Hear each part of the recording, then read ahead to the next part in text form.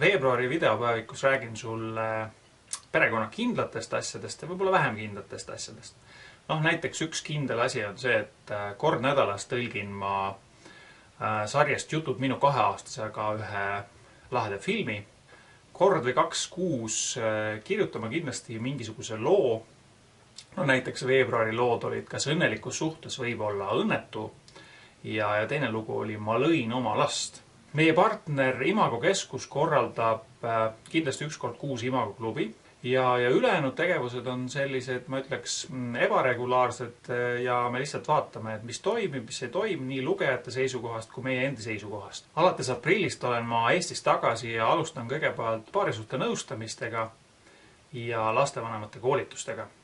Kindlasti arendan ka edasi veebikoolitust ja seda ka lastevanemate koolituse toel.